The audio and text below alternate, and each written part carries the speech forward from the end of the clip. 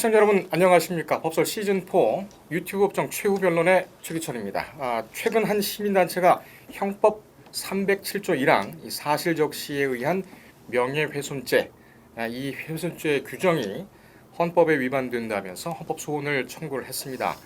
사실적시 명예훼손의 위헌성 문제는 그동안 많은 논란이 되어 왔죠. 최근 표현의 자유를 두텁게 보호하는 판결들이 이어지면서 다시금 논란의 대상이 되고 있습니다. 특히 헌법소원 청구인들은 사실적시 명예훼손죄가 표현의 자유를 침해할 뿐만 아니라 공익제보를 위축시킨다는 점, 그래서 결과적으로 진실을 은폐한다는 점을 강하게 주장하고 있습니다. 반면 사실적시 명예훼손죄를 없애면 사실적시라는 미명 아래 무분별한 폭로전이 이어질 것이다 라는 반대론도 있습니다. 오늘 유튜브 법정 최후 변론에서 이 문제를 법대 위에 올려놓겠습니다. 오늘도 신중권, 박지희 두 분 변호사님 나오셨습니다. 어서 오십시오. 안녕하세요. 저희가 이제 최후 변론을 한 지가 한 달 되지 않았습니까? 네. 그런 상황에서 참 많은 일이 있었는데 최근에 이 영업 시간 제한은 그 손실보상을 만들지 않고 한 상황에서는 위헌성이 짙다라는 것을 예. 국회에서 인정을 했어요. 아, 국회에서도 저희 최후 변론 그렇죠. 보시는 분이 동의하고 있죠. 많다는 얘기죠. 네, 저희가 더욱더 힘내서 열심히 하도록 하고요. 네. 사실적시 명예훼손죄 그리고 그 전에 있었던 이 층간 소음 문제라든지 이런 부분 같은 경우는 사실 저희만큼 이 깊게 들어가서 또 폭넓게 모든 논점을 다 짚는 그런 방송은 없다라고 저는 생각을 하고 있습니다. 예. 동감하십니까? 맞습니다. 예, 오늘도 더 힘내서 열심히 또 해보도록 하겠습니다. 자, 사실적시 명예훼손죄. 이 명예훼손죄는 명예훼손죄지. 이 사실적시는 뭐고 허위사실적시는 뭐냐? 또 출판물에 의한 또 명예훼손도 있지 않습니까? 근데 이 사실적시 명예훼손죄를 아시는 분들은 좀 없는 것 같아요. 거짓으로 없는 사실을 꾸며서 사람의 명예를 훼손한 죄를 명예훼손죄로들 일반적으로 알고 있는데 오늘은 이제 폐지해야 한다는 부분 그리고 찬성 유지해야 한다는 부분들 심도 있게 나눠보도록 하겠습니다. 헌법재판관들도 이 재판을 좀 보셨으면 좋겠어요. 자, 박지희 변호사님께서 사실적시 명예훼손죄 폐지론 측 네. 대리를 맡으셨죠? 네. 먼저 이 사실적시 명예훼손 이 죄는 어떤 죄입니까? 네, 우리 형법은 폭로에 나선 피해자의 말이 진실하더라도 처벌하도록 되어 있습니다. 그 형법 조항이 바로 사실적시에 의한 명예훼손입니다. 형법 제307조 1항은 공연히 사실을 적시하여 사람의 명예를 훼손한 자는 그 2년 이하의 징역이나 금고 또는 500만 원 이하의 벌금에 처하도록 되어 있고 이제 허위 사실을 적시한 경우에는 이제 좀 더 세게 5년 이하의 징역, 10년 이하의 자격정지, 1천만 원 이하의 벌금에 처한다라고 되어 있습니다. 즉 최대 형량의 차이가 있지만 이 명예훼손의 내용이 진실이든 허위이든 상관없이 처벌하도록 되어 있습니다. 이에 대해서 이 위법성 조각 사유가 있습니다. 쉽게 말하면은 조각의 조는 막힐 조고 각은 물리칠 각인데 이런 조건을 이제 충족하면은 위법성이 없다라는 것인데 형법 제310조에는 형법 제307조 제1항 말씀드렸던 사실적시에 의한 명예훼손의 경우에는 진실한 사실로서 오로지 공공의 이익을 간할 때에는 이제 처벌하지 않는다라는 규정이 있습니다. 그렇군요. 사실적시 명예훼손죄도 처음에 형법을 만들 때 그 지켜야 될 법익, 지켜야 될 보호법익이 있기 때문에 만들지 않았을까요? 근데 이거를 왜 폐지를 주장하십니까? 예, 그 제가 주장하는 것은 근거로서 가장 중요한 건 표현의 자유가 있습니다. 예. 이 민주주의 국가에서는 이제 진실을 말하는 데에서는 제한을 두어서는 안 되는데 이 진실한 사실을 적시함으로써 훼손되는 명예는 헛된 명예입니다. 그러니까 쉽게 말하면 그거를 허명이라고 하는데요. 예. 허명은 이제 헛될 허의 이름 명자, 그래서 실속 없는 헛된 명성입니다. 근데 진실한 사실을 적시로 손상되는 게 잘못된 허명인데 과장된 것이죠. 그런 명예 자체가 그런 것을 보호하기 위해서 표현의 자유를 위축할 필요가 있는지, 예. 그러니까 보호법익으로서 볼 수 없다라는 것이고. 두 번째로는 이 사실적시 명예훼손죄가 문제가 된 거는 그 2018년의 미투 운동이었습니다. 이때 이제 한국 사회에서 미투 운동이 확산될 때 가해자가 피해자를 맞고소할 때 쓰였던 거의 다가 사실적시 명예훼손입니다. 그랬죠.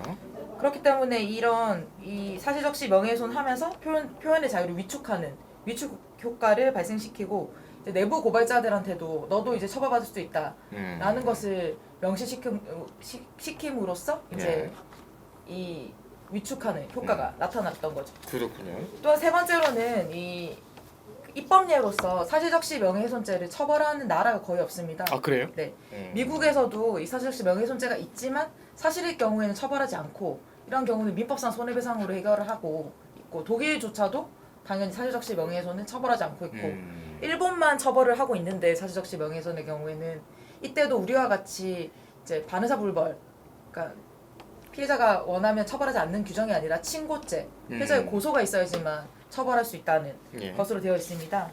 이제 또한 이제 네 번째로는 명예훼손에 대해서는 피해자가 손해배상을 할 수 있는 규정이 민법상 규정이 따로 있습니다.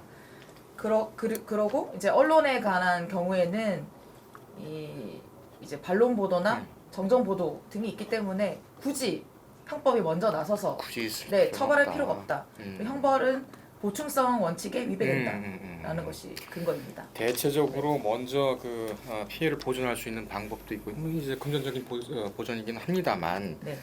또 표현의 자유뿐만 아니라 거기서 부수되는 뭐 내부 고발자에 대한 어떤 입을 막는다라든지 이런 것으로 악용될 수가 있다. 그래서 폐지해야 한다고 만든 것이 폐지론 측 주장입니다.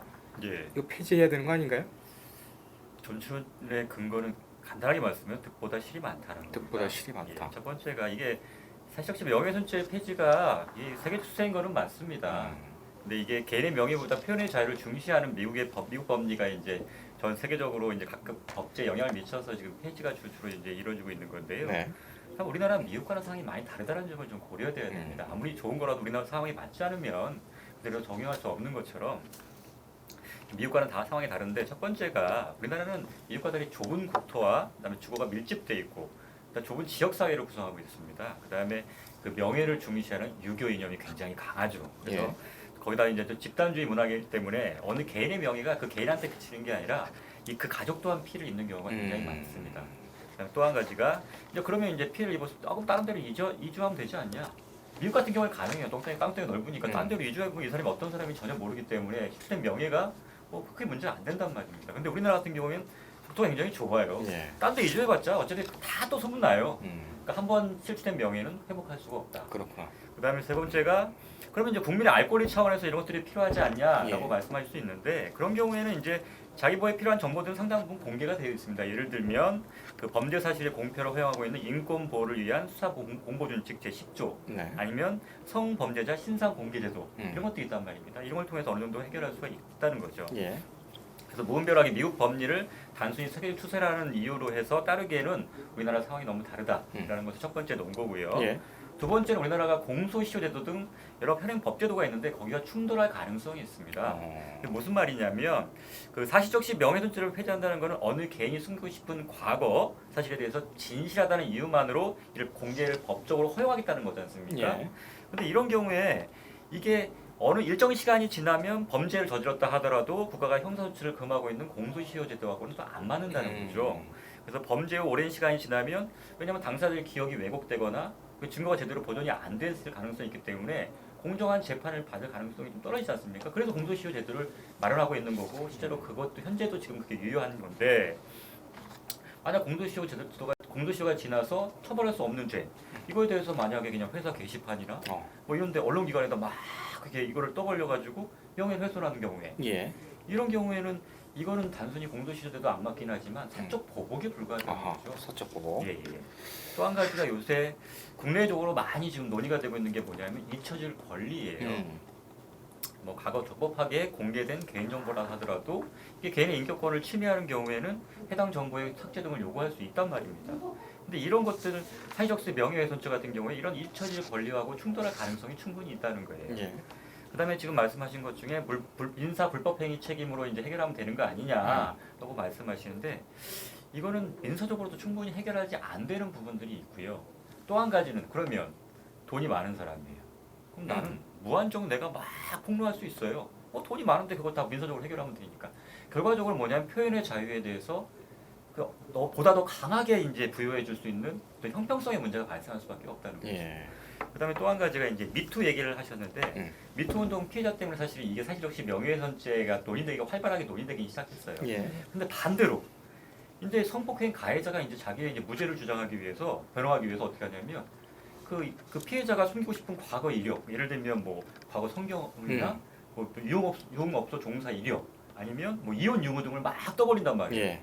그럼 이것도 사실이란 말이에요. 그럼 이것도 사실적시기 때문에 명예훼손죄로 처벌할 수 있는 방법이 없어져 버려요. 그럼 오히려 2차 가해를 허용해 버리는 꼴이 되지 않나. 그렇군요. 그래서 오히려 이게 어떤 면에서는 이런 미투 운동 피해자한테 도움이 되는 순기능도 있지만 반대로 역기능도 있기 때문에 이런 부분들은 굉장히 조심할 수밖에 없어요. 그래서 이런 것들을 따진다 그러면 아직까지는 사실적시 명예훼손죄를 폐지하는 것은 좀 시기상조가 아닌가라는 생각이 듭니다. 예, 사실적시 명예훼손죄가 문제된 거 아까 말씀드렸던 것은 미투 운동이고 그 임금을 채굴한 사장이 이제 뭐 각성하라 이렇게 현수막을 들고 움직이면은 그런 거리 행진한 노동자, 그다음에 제약회사 대리점에서 이 갑질행위를 폭로한 거예요. 본사 같은 예. 내부 고발자들도 유죄 판결을 받은 적이 있습니다. 사실적시 명예훼손으로. 이 사실적시 명예훼손죄가 말씀드렸던 것처럼 징역까지 가잖아요. 그때 2013년부터 17년까지 검찰에서 밝힌 사례는 21명한테 징역형이 예. 선고된 바가 있습니다.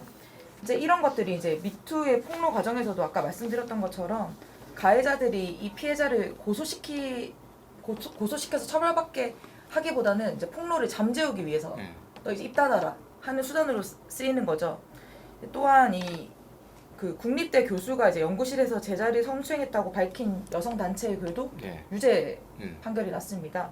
그 이후에 최종심, 그러니까 상고심에서만 무죄가 선고되는 등 이제 문제가 있는데 이런 말씀하셨던 것 중에서 이제 뭐 공공의 이익을 위해서는 이제 뭐 해야 되는 거 아니냐 이렇게 말씀하신 부분도 있잖아요. 예. 근데 공공의 이익이라는 개념 자체가 지나치게 추상적이라는 거죠. 이렇게 말씀드렸던 것처럼 1심, 2심, 3심 판결이 다를 수가 있고 법관의 자의적 판단이 개입될 수 있는 부분이 있는 거죠. 그리고 우리나라에서 이제 말씀드렸던 것처럼 뭐 금액 그 말씀하셨는데 민법상 손해배상 그래서 제가 말씀드리는 거는 징벌적 손해배상 제도를 마련해야 되는 게 아니냐. 예. 미국 같은 경우도 허위사실의 적시보다 진실사실 적시로 인한 뭐 명예훼손에는 더 많은 돈을 내게 한다든지 그런 부분이 있거든요. 예. 그리고 그 말씀하셨던 부분 중에서 진실한 사실의 적시로서 보호되는 명예와 그 진실한 사실의 적시지만 침해하지 않는 명예 이 부분이 어떻게 나뉘는지가 사실은 그 중간에 개념이 없는 거죠 자체가. 그래서 이제 사실은 그 과거 자신이 당한 피해 사실을 밝힘으로써 가해자에 대한 사회적 비판이 계속되고 예. 그 비판으로 인해서 결과적으로 가해자가 명예가 훼손되는 건데 그 명예는 사실상 말씀드렸던 것처럼 보호할 가치가 없는 명예라고 볼 수 있는 거죠. 그냥 허울뿐인 명예에 본인의 피해 사실을 얘기함으로써 침해되는 게 어떻게 그거냐라고 볼 수 있고 또한 그 프라이버시권이나 우리나라는 따로 보호할 수 있는 권리가 따로 있잖아요. 이 명예훼손을 가해자를 처벌함으로써 인해서 하는 게 아니라 다른 규정을 두면서 분명히 가능한 거죠. 이런 게. 그리고 우리나라 이제 말씀하셨던 거는 이제 2차제 권리와 관련해서 말씀하셨는데 2차제 권리가 문제되는 것도 사실은 이런 게 있습니다. 우리가 이제 뭐 2차제 권리니까 다 삭제를 해줘야 된다. 그럼 극단적으로 얘기하면 조두순이 이제 나오는 거죠. 조두순이 야 이거 내가 이거 2차제 권리야 나 좀 있게 해줘. 라고 얘기해서 삭제를 하는 게 과연 역사에 기록되어야 될 사실인데 왜곡이 일어날 수 있는 거죠. 예. 그런 부분이 있어서 저는 문제가 있다고 생각합니다. 예. 여기서 잊혀질 권리는 뭐 그 법리적인 것보다는 약간 사회 정서적인 문제하고 좀 관련이 있는데. 그러니까 지금 말씀하시는 게 명예에 관련해서 지금 뭐 대부분이 기본 전제가 범죄를 저지른 경우에 대해서 말씀을 하시는 것 같아요. 근데 여기서 말하는 건 사실적시의 경우에 범죄들에 대해서만 이루어지는 게 아니라고요. 충분히 뭐 개인적인 사생활 예를 들면 그러니까 성적 정체성이라든가 아니면 뭐 장애 의무라든가 뭐 이런 것들 개인이 숨기고 싶은 것들. 이런 것들에 대해서 사실은 마치 그게 이걸 알리는 게 표현의 자유고 알릴 권리를 하는 거라는 식으로 이게 무분별하게 남용되고 있단 말이에요. 저도 물론 지금 말씀하신 것처럼 범죄자들에 대해서 그런 사실들을 알리고 하는 것들에 대해서는 충분히 뭐 공공의 이익이라는 부분이 충분히 반영이 돼서 그 부분에서 문제가 충분히 가능할 거라고 생각을 해요. 저도 그 부분에 대해서는 뭐 반대를 하는 건 아니고요. 다만 이게 이제 우리나라 같은 경우에는 이런 거에 뭐 어떻게 보면 이게 연습이 안 돼 있을 수도 있긴 하긴 한데 무분별하게 이게 알려야 될 것과 알리지 말아야 될 것에 구별이 잘 없어요. 무분별한 개인의 사생활을 사실이라는 것 단지 그 사실 단지 그 사실한 이유만으로 무분별하게 다 폭로를 한단 말이에요. 예. 특히나 그게 어떤 경우냐면 이게 무슨 범죄에서 알 권리 그런 것도 있지만 개인의 자기의 이익을 위해서 어떤 뭐 두 사람 사이 이익 다툼이 있을 때 상대방의 약점을 갖고 그거를 막 공표를 해서 그 사람을 사회적으로 매장시켜서 자기가 이득을 얻으려고 하는 경우들이 굉장히 많다고요. 단순히 이게 표현의 자유나 알 권리 차원에서 보장해야 한다고 하기에는 너무나 그게 어떤 공공의 이익을 위한 게 전혀 아닌 경우도 많단 말이죠. 단순히 개인의 이익을 위해서 상대방을 매장시키는 경우들. 이런 경우까지 무분별하게 표현의 자유의 이름으로 허용해 준다 한다면 이 사회가 어떻게 되겠습니까? 그다음에 한번 그게 설사 잘못된 그 사실을 하더라도 그 사람들 같은 경우에는 그게 무슨 잘못이 아닌 경우도 많아요. 단순히 그냥 숨기고 싶은 건데 다른 사람들이 봤을 때 좀 안 좋게 보일 수 있는 거라 숨기고 싶은 건데 불구하고 그걸 강제적으로 이제 공표되는 것들. 이런 것들을 어떻게 막을 겁니까? 단순히 그걸 금전적으로 손해배상해 주면 된다? 그게 해결될 수 있는 문제인가요? 아니라는 거죠. 그렇기 때문에 물론 지금 말씀하신 것처럼 공공이익이라는 부분이 좀 약간 좀 자율성이 있게 왔다 갔다 하는 부분인데 이걸 어떻게 보면 그 제도를 운영하는 거에 문제점인 거지 제도 자체의 문제점이라고 보기는 좀 어려운 면도 있거든요. 그래서 그런 것들을 기준을 좀 더 명확하게 마련하는 쪽으로 사실은 얘기가 논의가 돼야 되는 부분인 거지. 예. 무조건 그걸 폐지해서 없애자라고 하는 거는 지금 현재 사회에서 어떤 그런 사회적 명예훼손죄로 인한 어떤 그 유효한 작동하고 있는 어떤 그런 유효성들에 대해서는 너무 그것들을 간과하고 예. 어떤 피해 부분만 너무 이렇게 증폭해서 과장해서 얘기하는 게 아닌가라는 생각이 들어서 그거는 조금 그 제고가 되지 않나는 생각이. 자, 사회적 논의가 필요하다. 네, 이제 뭐 말씀하셨던 것처럼 뭐 혐오 발언이나 증오 표현이 있죠. 이제 그 알리고 싶지 않은 거는 프라이버시권이 따로 있고 이 명예 보호 차원이 아니라 뭐 아까 말씀 또 이런 것도 있죠. 전과 사실 폭로하는 거나 이런 부분이 있는데 이거는 명예 보호의 차원이 아닌 다른 차원에서 충분히 보호가 가능한 거지. 꼭 이 사실 그렇잖아요. 명예라는 것과 이 그 표현의 자유가 있는데 그 두 개가 지금 말씀하시는 거는 그 명예가 더 우선이다. 두 개가 아니잖아요. 근데 두 개가 사익이 침해인데 국가가 굳이 개입을 해가지고 너 이거 사실적시를 말했고 공공이익 아니지? 너 비난의 의도가 있지? 얘기하면서 바로 처벌하는 건 아니라는 거죠. 두 개 다 사익인데 어차피 뭘 더 우선시할 거냐의 차이고 사실 이런 게 있습니다. 이렇게 말씀하시는 거는 또 내용이 약간 그런 건데 이 법제화 자체가 너 남에 대해서 나쁘게 말하지 마 이렇게 말하는 어떤 우리의 예절 같은 것들이 예. 문제가 되면서 남에 대해서 나쁜 말을 하면 안 돼요 라는 그런 어떤 도덕적인 내용에 도덕관념이 반영되어 있는 거 아니냐. 그리고 말씀하신 부분은 당연히 알리고 싶지 않은 부분까지 알려졌던 거. 그러면은 이제 신 변호사님도 범죄자와 같은 경우에 뭐 가해자나 미투 운동이나 그런 부분은 다 동의를 하신다는 거죠. 뭐 가해. 근데 그게 꼭 네. 아까 미투 운동 같은 경우에 각각 그런 오히려 그게 역효과를 낼 수도 있는 부분들이 있어서 그걸 좀 신중하게 무조건 단순히 폐지로 갈 게 아니라 그런 부분들에 대해서 어떤 보완할 방법들이라든가 이런 것들을 한번 생각을 해보고 나서 폐지를 해야 한다는 거죠. 그러니까 저도 무조건적으로 폐지에 대해서 반대하는 게 아니라 이런 문제점에 대해서 그럼 얼마나 우리가 심도 있게 논의를 했고 검토를 해봤느냐는 거죠. 그러니까 문제가 있다고 해서 무조건 폐지만 한다고 해서 능사는 아니라는 거죠. 그걸 뭐 수정할 수 있는 방법이 있다면 수정해서 그 법제도를 그냥 어느 정도까지 유지했다가 도저히 그렇게 해서도 안 될 경우에 폐지하는 쪽으로 가야 되는 거지 무조건 문제가 좀 있다고 해서 그걸 무조건 폐지한다? 이거는 그렇게 해서 그러니까 지금 법이 막 누더기가 되고 이런 경우도 굉장히 많거든요. 그래서 이런 부분들 제가 지금 말씀드렸던 이런 뭐 특수성이라든가 어떤 다른 법제도와의 충돌 가능성, 그다음에 2차 피해자에 대한 2차 피해 가능성 이런 것들에 대해서도 충분히 논의가 된 다음에 그러면도 이런 문제들이 다 해결된 다음에 폐지한다고 하면 저도 그거에 대해서 반대를 하지 않지만 지금 이렇게 문제가 있는 상태에서 폐지하다는 건 너무 섣부른 판단이 아니냐 이렇게 주장하는 겁니다. 저는 이제 형벌로 처벌하지 말고 다른 차원에서 보여주자는 거죠. 다른 차원에서. 근데 그게 지금 현재로서는 어떻게 마땅한 게 없다는 거죠. 단순히 금전적인 거 외에 징벌적 손해배상제. 그러니까 징벌적 손해는 마찬가지라는 거. 네. 결과적으로 돈이 많은 사람은 거기에 대해서 개의치 않을 수도 있다는 거예요. 그런 사람 막 하는 거에 대해서는 그러면 결과적으로 없는 사람과 있는 사람의 표현의 자유를 더 많이 보장해 주는 것밖에 안 되니까. 근데 지금 현재 이게 처벌하는 규정이 아까 이게 310조 위법성 조각 사유가 있잖아요. 근데 판례가 공적 인물 이론을 얘기해요. 네. 그러니까 공적 인물에 대해서는 당연히 이제 국민에 대한 알 권리가 존중된다. 그러면 말씀하셨던 것처럼 또 어떻게 되냐면 반대로 얘기하면 이걸 존치했을 때의 문제점은 그럼 일반 사인에 대해서는 그 일반 사인의 사생활은 공적 인물이 이런 거는 당연히 낮아지잖아요. 그러니까 또 차별이 생기는 거죠. 그런 문제도 누군가의 그 공적 인물에 대한 명예는 더 존중되는 거고 그 알 권리, 그러니까 명예, 그러니까 사적 인물에 대한 명예와 차이를 둔다는 것 자체도 문제가 있는 거죠. 그 개념이. 알겠습니다. 그래서 이제 얘기를 하면 이런 거죠. 명예와 명예로서 보호될 수 있는 진실한 사실과 명예로서 보호되지 않는 진실한 사실 이 구분이 어떻게 되냐? 예, 참 모호하다 이런 부분이. 알겠습니다. 네네. 지금 두 분께서 말씀하시는 동안에 이 주장에 거의 다 논점이 다 네네네. 나왔습니다. 준비하신 그 주장하는 거에 보충해서 또 말씀하실 부분이 있으신가요?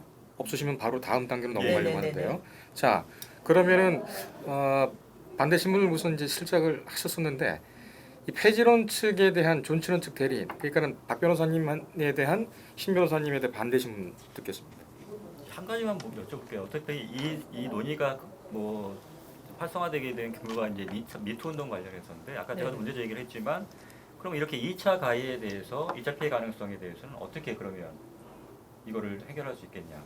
그러니까 지금 말씀하신 것처럼 어차피 이게 지금 미투 피해자들을 보호하기 위해서 어떻게 보면 이런 논의들이 생겼는데 결과적으로 이거를 사실적시 명예훼손죄를 폐지하게 되면 그 피해자의 과거 이력에 대해서 무분별하게 또 이제 폭로전이 일어날 수 있단 말이에요. 그럼 결과적으로는 보호하려는 의도에서 만들어진 게 결국은 오히려 피해를 주게 되는 역효과를 낼 수 있단 말입니다. 이 문제는 어떻게 할 거냐는 거죠. 그 보니까 국회의원이 그런 걸 냈더라고요. 진선미 국회의원인가?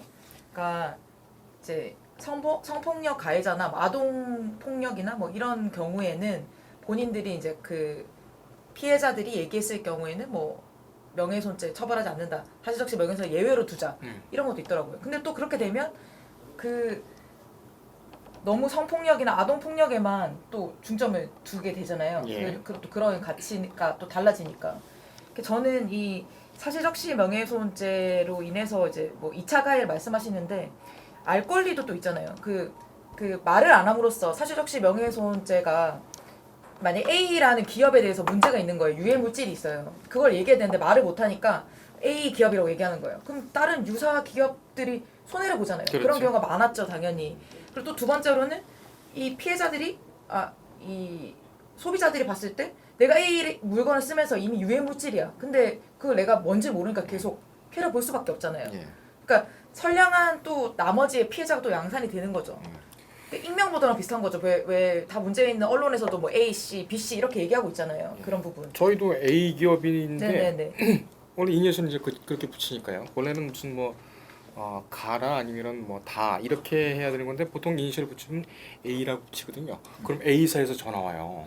너네들 우리한테 무슨 억하신 분이야? 그래가지고 이거를 기술적으로 해가지고 어떻게 바꾸기도 하고 그러는데 이런 문제가 있긴 있어요. 분명히 좀 있는 것 같습니다.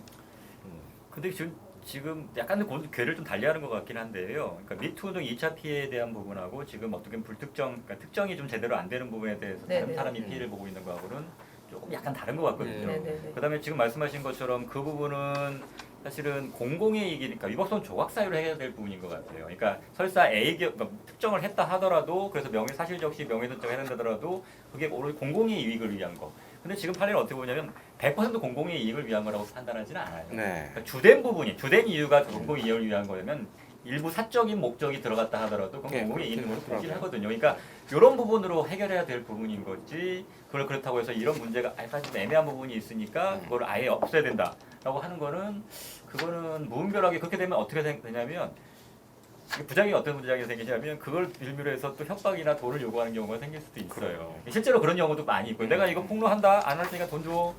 이렇게 되는 경우도 생긴단 말이에요. 그러니까 그거에 대해서 사실은 뭐 사실이든 아니든 간에 그게 만약에 문제가 되는 뭐 사실 그러니까 공공의 이익이 아니라 개인적인 사적인 이익을 위한 거라면 처벌할 수 있게 해놔야 그거에 대해서 어떤 뭐 그렇게 그거를 악용하는 사례들이 좀 줄어들지 않을까라는 생각이 듭니다. 저는 아까 말씀하신 성범죄자 그 얘기를 하려고 하다가 까먹었는데 네. 지금 다른 얘기를 하려고 하다가 근데 사실 그렇잖아요. 만약에 피해자가 적시한 선반 사실이 허위 사실이었어. 그럴 경우에는 피해자는 무고죄 죄책을 지잖아요. 근데 무고죄는 검사가 입증 책임을 진단 말이에요. 근데 진실한 사실을 얘기했어. 내가 성폭력 피해를 입고 진실한 사실을 얘기했는데 진실한 사실의 경우에는 위법상 조각이 되려면은 피해자가 피고인이 돼가지고 입증 책임을 지잖아요. 그러면 검사라는 이 전문가의 법률가와 일반 사인이, 그러니까 국민이 입증 책임이 문제가 있어서 내가 입증을 제대로 못하면 결국 아까 말씀드렸던 것처럼 유죄 판결을 받을 수도 있는 거예요. 예. 그래서 그 부분이 약간의 지금 말씀하신 것처럼 입증 책임에 문제가 충분히 있다는 거 말씀드리고 싶고, 뭐 2차 가해에 대해서는 제가 말씀드리는 건 그거죠. 그 뭐 국회의원도 뭐 성폭력일 경우에는 뭐 예외로 한다라는 뭐 규정을 따로 두고 있고, 예. 이 미투 권리가 이제 사실은 이 그 가해자가 가질 자격이 없는 또 그런 부분이 아닌가. 2차 가해라고 하시는데 사실 그렇게 되면은 피해자로서 입는 피해도 있잖아요. 그리고 알 권리도 있고 충분히. 근데 이게 지금 네네네. 그러니까 그렇게 되면 결과적으로는 뭐 피해자가 네. 과거에 자기가 숨기고 싶었던 이력들이 드러나서 이걸 어떻게 좀 막아줘야 될 것 같은데, 그러면 그 가해자였던 사람한테 인사적으로만 너 손해배상을 해라라고 하는 게 효과가 없을 거란 말이에요. 그 사람은 어차피 자기가 뭐 악에 맞춰서든 아니면 자기 무죄를 받기 위해서든 할 수 있는 모든 방법을 동원할 거란 말이에요. 단순히 그 민사적인 책임을 무서워해서 내가 그걸 폭로하는 것을 막지는 못할 것 같거든요. 그런 상황이라면. 그러면 결과적으로는 2차 피해자들이 그런 것들이 오히려 무서워서라도 오히려 그런 것들을 밝히는 걸 어려워하지 않을까라는 생각이 들어요. 그러니까 이거 결과적으로는 미투 피해자들로 하여금 오히려 자기의 피해한 것을 적극적으로 알리는 것보다 너가 이게 2차 피해가 너 발생할 가능성이 충분히 있는데 이건 나라에서 너를 도와줄 수 없어. 네가 알아서 뭐 인사소송을 하든가 이렇게밖에 안 되니까 네가 알아서 보호해라. 이런 상태에서 그러면 내가 이걸 알려서 내가 그 미투 가해자들한테 처벌할 수 있도록 해야겠다. 라는 마음을 먹기가 오히려 더 힘들어진다는 거죠. 그러니까 미투의 운동을 오히려 방해하는 효과가 발생할 수도 있다는 거예요. 근데 또 이런 방법도 있잖아요. 보면은 사실은 이제 이 범죄 피해자의 피해 사실 적시하는 경우잖아요. 그럼 피해자의 인격권으로 약간 피해자의 관점에서 또 접근해야지 가해자의 명예나 인격권에 대한 침해 근데 그것밖에 인격권으로 판단할 수 해서 없는 이걸 거예요. 처벌할 수 있는 방법은 없어요. 결과적으로 그것도 마찬가지로 민사적인 손해배상을 갈 수밖에 없는 건데 그게 이제 미투 가해자한테 통하겠느냐는 거예요. 제 말은. 결국은 얘 사람한테 폭로를 막 하는 거예요. 얘 예전에 성경도 되게 많고 문란했고 사실 유흥업소에 종사했고 실제로도 지금 많이 그런 걸 하고 있잖아요. 과거 피해자들의 어떤 과거 이력이라든가 아니면 성정체성이라든가 이런 것도 계속 공격해서 이 사람은 이거 원래 이렇게 순수한 피해자가 아니에요라고 주장할 때 많이 쓰는 방법이란 말이에요. 근데 이거를 사실 제재할 방법이 없어져 버려요. 인사적으로 나중에 나 돈 나중에 특히나 돈 많은 사람들 같은 경우에 돈으로 해결할게. 돈 줄게. 이렇게 해버리면 그 무분별한 폭로전을 어떻게 막겠냐는 거죠. 그러니까 이게 물론 이것에 따른 지금 사실적시 명예훼손적 여러 가지 부작용들이 있긴 있는 것도 저희도 인정을 하고 있지만 네. 어떻게 보면 가장 중요하게 보호해야 될 피해자들을 보호하지 못하게 되는 결과가 되기 때문에 오히려 이것들은 좀 더 신중하게 접근해야 될 거지 단순히 그냥 뭐 표현의 자유라든가 알 권리 차원에서 그걸 접근한다. 표현의 자유 알 권리는 이 피해자들을 위한 게 어떻게 보면 아니에요. 다른 사람들이 그냥 내가 그거 알고 싶어 뭔지 뭐야 이거지. 정작 당사자 피해자 입장에서는 그거를 적극적으로 보호해 줄 수 있는 방법이 오히려 안 될 수도 있다는 거죠. 이제 그런 부분은 아까 말씀드렸던 것처럼 이 진실한 사실을 적시하면서 형사 처벌하는 것 자체가 국민의 관념에 좀 반하거든요. 내가 왜 진실한 사실을 말하는데 이렇게 돼. 그래서 이 또 이전에 헌법소원 하시는 분이 또 이런 것도 있죠. 그 본인이 피해를 입었는데 내가 이거를 말하면 처벌된다고 하니까 이건 나의 권리 침해다. 라고 해가지고 나오는 건데 전례가 있습니까? 헌법소원을 한 네, 전례가 또 있어요. 또 있는데 그분은 그거였죠. 그 뭐지? 애완견 네. 관련해가지고 문제가 생겼는데 그래서 그 부분에 대해서 이제 문제를 제기하려고 쓰려고 하다가 너 그럼 처벌받을 수 있어라고 얘기를 하니까 또 이제 헌법소원을 청구한 부분도 있죠. 근데 저는 그 말씀하시는 내용이 그 2차 어떤 뭐 2차 가해가 문제될 수 있어요. 하지만 피해대 사실 적시를 말함으로 해서 우리가 우리가 피해자가 사실은 내가 피해자인데 결국 내가 또 다시 가해자가 되는 거잖아요. 그 피해가 더 크다고 생각하고 억울하죠. 이 사실 적시 명예훼손죄 자체는 폐지하고 그냥 다양한 민사적 구제 수단 사실은 뭐 이제 말씀하신 어떤 게 있는지는 이제 만들어봐야죠. 입법자가 생각을 하면서 뭐 보호해줘야 되는 뭐 그러니까 돈이 많은 사람은 어떻게 할 거냐인데 그런 돈이 많은 분이 하는 그 경우는 뭐 더 많이 세게 때리면 되죠. 그 사람 돈이 많으니까. 알겠습니다. 자 지금 잠깐만요. 그 박 변호사님께서는 반대 신문 기회가 한번 남아 있으세요. 네네네네. 그리고 이제 저 신 변호사님께서는 말씀 지금 저기 하시려고 하시고요. 네네. 받고 더블로 가시겠습니까? 바꿔 더블로. 예. 지금 말씀하시는 부분 그럼 아, 바로 아니 말씀하세요. 그럼 바로 반대 신문 기회를 드릴까요? 아니면 네, 지금 됩니다. 네, 그러면은 예, 알겠습니다. 그럼 반대 신문 기회 지금 쓰시겠습니까? 네, 그러면 예. 저는 궁금한 게 배드 파머스가 사실은 지금 1심에서 무죄를 받았는데 예. 2심에서 그 판사님이 이제 이 규정 자체가 지금 헌법재판소에 있으니까 기다려보자라고 재판을 항소심을 중지시킨 홀딩시켜놨죠. 예. 상태예요. 이거에 대해서 어떻게 생각하시는지. 피해는 계속 되겠죠 지금. 그렇죠. 예. 네. 이거 어차피간에 이거는 그 문제에서도 공공의 이익이란 부분도 해결을 했지 않습니까? 그러니까 결과적으로 이렇게, 그러니까 이게 사실은 여기에서 그 배드파더스에서 했던 내용들이 다 우선 사실인지도 사실은 조금 궁금한 점이 좀 있고, 왜냐면 다 확실하게 밝혀진지 어쩐지 잘 모르겠는 부분도 있고. 거의 다 사실이에요. 왜냐면은 거의- 제 판결을 받아가지고 판결을 내야지만 해줘요. 그러니까 그게 지급 여부에 대한 부분들. 이런 것들이 꼭 맞는지 안 맞는지를 알 수 없어. 내부적인 문제가 있어서 예를 들면 뭐 지급하지 못할 사유가 있다든가 이런 것들에 대해서는 논의가 된 부분이 없고 그냥 단순히 지급하지 않았다는 부분 갖고 지금 얘기를 하고 있는 부분이니까 사실상 이거는 원칙적으로 이런 문제 같은 경우에는 전 이런 기본적으로 이 생각이에요. 그러니까 표현의 자유라든가 이거 다 좋단 말이에요. 근데 이게 무조건적으로 다른 거에 우선적으로 앞서서 할 수 있는 권리냐, 그러니까 행사할 수 있는 권리냐는 거예요. 그러니까 법적으로 다른 제도들이 마련돼 있으면 그걸 먼저 행사한 다음에 해보고 나서 최후의 수단으로서 쓰는 거에 대해서는 뭐 그럴 수도 있다고 생각을 하지만 이게 어떻게 하냐면 요즘 지금 요 추세는 뭐냐면 이거를 다른 법률적인 행위를 앞서서 내가 상대방을 어떻게 보면 압박하거나 이런 수단으로 삼는 경우들이 굉장히 많다고요.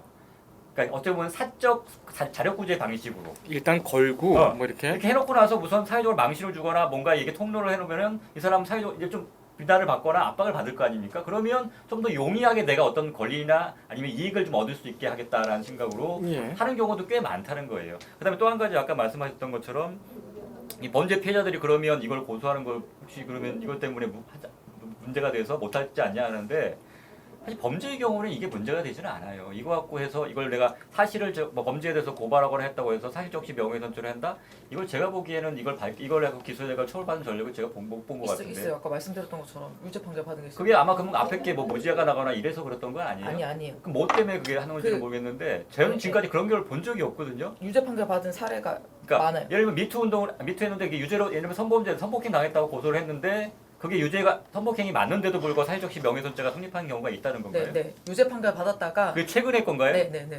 그리고 대법원까지 최종심으로 간 건가요? 네, 그래서 무죄를 받았어요. 거기서 결국. 맨 그러니까 마지막에. 결과적으로는 그렇게 된다는 거잖아요. 근데 그러니까 그때 갈 때까지 물론 계속 고통을 그러니까- 받잖아. 그러니까 항상 소송이라는 게 네. 그런 위험성은 항상 있어요. 그러니까 그게 항상 그렇게 있지만 제가 봤을 때는 그렇게 해서 끝까지 종국적으로 처벌받는 경우는 아직까지 본 적은 없는 것 같고요. 그래서 이것 때문에 뭐 변제 피해자들 이것 때문에 사회적시 명예훼손 때문에 고소를 못한다? 이거는 좀 아니지 않나라는 생각이 들어서 위축 효과 훨씬 더 크거든요. 사실 근데 그러니까 위축 효과도 있지만 그러니까 잠깐 말씀드린 오히려 그로 인해서 자기가 숨기고 싶었던 것들이 더 드러나지 않을까 두려워하지 않나라는 생각이 더 강하다는 거죠. 근데 그건 이제 구더기 무서운 장못 장목동, 당구냐 지금 예. 이런 약간 그런 거고. 근데 이게 미국이 사실은 아까 말씀하신 영미법제에서 이게 명예훼손이 되게 문제가 되고 있는데 미국의 대부분의 주에서 이 명예훼손죄에 대해서 민사손해배상으로 해결합니다. 예. 일부 주에서는 명예훼손에 대해서 형사처벌하지만 실제로 그 사실일 경우에는 처벌하는 예가 거의 없어요. 허위 사실일 경우에만 인정을 하고 있고 독일이나 스위스, 오스트리아 계속 일본도 말씀드렸던 것처럼 피해자가 고소해야지만 가능하잖아요. 세계적인 추세 자체가 그런 건데 뭐 우리나라는 다르다고 하셨는데 이제 이 우리나라의 경우에 뭐 명예를 존중한다 뭐 이런 게 있는데 그 이 명예훼손죄가 문제가 된 게 이런 거더라고요. 뭐 조선시대 이럴 때 보니까 노비가 그 상전을 이제 명예를 훼손했을 때 처벌한다. 약간의 그런 개념을 가지고 있는 거예요. 나의 명예가 그런 명예라고 처음에 이제 그 뭐 조선의 경국대전인가 뭐 그런 게 있더라고요. 제가 찾아보니까. 그러니까 이제 제가 생각했을 때 그 이 명예는 사실을 말함으로써 침해되는 명예가 그게 진짜 명예인가? 부터가 문제라고 볼 수 있는 거죠. 사실은 허울뿐인 그런 약간의 명성 자체가 잘못 허위로 거짓으로 쌓아놓은 거를 내가 이렇게 말했다고 해서 그게 무너지냐? 그런 부분이죠. 왜냐면 명예훼손죄 우리가 그 법적으로 보호하는 명예는 국어사전에 있는 명예랑 약간 다르거든요. 국어사전에 있는 명예는 뭐 좋은 말이에요. 다 뭐 긍정적인 의미로 나와 있는데 우리가 하는 그 형법 보호하는 법익은 외부적인 명예인 거죠. 외부에 알려져 사회적 있는. 평판 가치 사회적 이런 평가. 거죠. 그런 거지만 이제 국가 그러니까 국민이 생각하는 명예라는 거는 좋은 의미인 건데 이게 약간 충돌이 일어나는 거죠. 그래서 왜 내가 이거 얘기하는 게 문제가 되냐. 그리고 뭐 재판 받아서 공공의 이익을 증명하면 되는 거 아니냐고 하시는데 사실은 이제 많은 그 피해자들이 내가 가해자가 돼서 재판 받고 사실 그렇잖아요. 뭐 이제 그 변호사님이나 저는 직업이니까 쭉 재판 가는 거를 좋아할 수 있죠. 왜냐면 돈을 버니까. 근데 이 사람들은 내가 처벌받게 될지 예측 가능성이 없는 거예요. 이 판사가 유죄를 때릴지 무죄를 때릴지. 그리고 그 미투 운동 같은 경우는 비난 가능성이랑 비판 가능성이 이게 어떻게 차이가 있냐라는 거죠. 비난 가능성이랑 비판 가능성. 내가 이거 비판할 수 있는지. 그러니까 왜 우리가 뭐 비난의 의도나 있을 경우 공공의 이익이랑 또 충돌이 되잖아요. 그래서 사실은 너무 주관적인 개념으로 표현자를 위축시키고 하고 있다. 알겠습니다. 네. 여기까지 하고요. 제가 좀 듣다 보니까 이게 굉장히 어려운 문제네요. 네네네. 특히 이제 명예라는 것, 아까 무슨 공인의 네네. 기준도 그렇고요. 네네. 지금까지 반대 신문까지 다 들었는데요. 양측의 이제 최후 변론을 듣겠습니다. 최후 변론은 시간 관계상 한 30초 정도로 해서 네. 짧게 예. 좀 정리를 좀 해주시겠습니다. 우선 폐지론 측부터 최후 변론 듣겠습니다. 네, 형사처벌의 우려 때문에 이제 가해자의 특정 없이 비위 사실을 폭로하면 이를 저지른 사람 자체는 부정적인 평가를 면하게 되고 실제로 다른 선량한 주변인들이 억울하게 오해를 받게 되는 경우가 생깁니다. 또한 세 번째로는 폭로를 한 피해자한테 너 조직의 명예를 훼손시킨 게 아니냐라고 해서 또다시 비난의 화살이 돌아옵니다.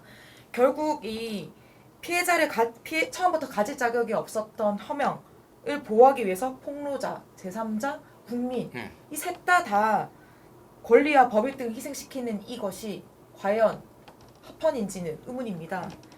그래서 저는 이 진실 사실 적시 명예훼손죄는 폐지되어야 된다고 생각하고 예. 아까 말씀하셨던 것 중에 뭐 프라이버시는 당연히 중요한 가치입니다. 그런 것은 따로 민사적인 다른 뭐 돈이 아니라 다른 구제 수단으로 인해서 충분히 해결이 가능하다고 보고 있습니다. 알겠습니다. 자, 존치론 측 최후 변론 듣겠습니다. 예, 지금 말씀하신 것처럼 그 피해자가 그 가해자에 대해서 고소하거나 이렇게 했을 때 이걸 만약에 처벌하게 되면 입게 될 불이익들은 그러니까 이거 사실적시 명예훼손죄를 폐지하는 게 아니라 그런 피해자들을 어떻게 더 보호할 수 있는가를 제도적 장치로 마련해야 될 것이지 이게 단순히 그 사람들을 위해서 일반적으로 다른 것까지도 악용될 수 있는 사실적시 명예훼손죄 폐지를 주장하는 것은 조금 좀 맞지 않는 게 아닌가라는 생각이 들고요. 그 다음에 또 한 가지는 이게 말씀하신 것처럼 이 사실적시 명예훼손죄는 보호해야 되는 대상이 허명만 있는 게 아니라 정말로 약자의 진짜 알리고 싶지 않은 여러 가지 사실들이 있을 수 있다는 거죠. 그것들이 어떻게 보면 그것들을 보호하는 어떤 최후의 보루 같은 역할을 하고 있는 건데 이게 폐지된다면 그걸 막을 방법이 없다는 게 가장 큰 문제라고 할 수 있고요. 그 다음에 일각에서 논의되고 있는 것처럼 그러면 일부 범죄에 대해서만 그럼 사실적시 명예훼손죄를 뭐 존치하거나 이렇게 하자라는 얘기도 있긴 하긴 한데 그런 건 오히려 그건 다른 범죄하고 형평성의 문제도 있기 때문에 그렇게 하기는 어려울 것 같고요. 물론 궁극적으로는 저도 사실적시 명예훼손죄가 폐지되어야 한다는 데는 동의를 합니다. 다만 지금 무분별하게 미국에서 이렇게 하고 있고 외국에서 이렇게 하고 있으니까 우리나라도 이걸 다 받아들여야 한다는 논의가 아니라 앞서 제가 말씀드렸던 것처럼 이러한 여러 가지 문제들이 있기 때문에 그런 문제들을 어떻게 해결할 것이냐에 대해서 먼저 논의를 하고 나서 이 폐지론 쪽으로 가야 되는 게 순서가 아닐까라는 생각이 듭니다. 알겠습니다. 양측의 최후 변론까지 들어왔습니다. 지금 뭐 막 청구가 된 상황이기 때문에 이 사실적시 명예훼손에 대한 위헌 심사형 헌법소원 심판 청구 이게 어떻게 결론이 날지는 참 기대가 됩니다. 이 공개 변론도 한번 할 것 같고요. 그 부분에 대해서는 저희가 또 따로 시간을 마련해서 다뤄드리도록 하겠습니다. 양측 변론 다 듣고요. 이제 바로 넘어가서 저번 주에 지난주에 저희가 컬투쇼의 층간소음 사례를 각색해서 우리가 한번 다뤄봤지 않았습니까? 반응이 뜨거웠으면 좋겠어요. 지금 여러 이슈들이 막 혼재하면서 아직 주목을 받지 못하고 있는데 이 부분 반드시 또 이제 큰 반향이 있을 거라고 또 생각이 됩니다. 여전히 또 댓글을 달아주신 시청자 여러분들께서 계십니다. 참 감사드립니다. 네. 이태견 시청자 층간소음 코로나 환경이나 다들 집에 있으니 진짜 문제가 심각합니다. 코로나 환경 때문에 더 큰 문제가 된다는 부분 이거 참 지적을 해주셨고요. 유연아님은 그냥 남일이 아닌 것 같아요. 유익한 정보 감사합니다. 라고 했는데 이제 앞으로 좀 세부적으로 좀 써주시면 좋겠다 이런 생각이 드네요. 이노엘 씨께서는 아파트 문화가 이게 선진 문화라고는 하는데 이게 외국에서 들어온 문화이기 때문에 우리하고는 좀 다르지 않느냐 이런 아주 그 색다른 지적을 해주셨어요. 그래서 선진국들은 다른 선진국들은 어떻게 아파트에 대한 층간 소음을 어떻게 해결하고 있느냐 이 부분에 대한 제도적 차이 그리고 해당 소관부처 적극적인 문제 의식 해결 의지가 있느냐 이런 부분들을 깊이 연구해야 된다라고 얘기를 말씀해 주셨어요. 송욱님, 욱송이라고 이제 그 저기 아이디인지 성함인지 잘 모르겠습니다. 해결 방법이 없어요. 법으로 해서 결론이 나겠습니까? 저라면 위층으로 이사 갑니다라고 결론을 내주셨어요. 이분 돈이 많으신 분 같아요. 부럽다는 생각을 했습니다. 예, 이렇게 해서 사실적시에 의한 명예훼손죄 부분을 다뤄봤습니다. 양측 대리인들의 아주 뜨거운 논쟁, 뜨거운 토론 어디 가서도 볼 수 없다는 말씀 다시 한번 드리면서 오늘 사실적시에 의한 명예훼손을 여기까지 들어보도록 하겠습니다. 지금까지 유튜브 법정 최우 변론이었습니다. 수고하셨습니다. 감사합니다. 최우 변론이었습니다.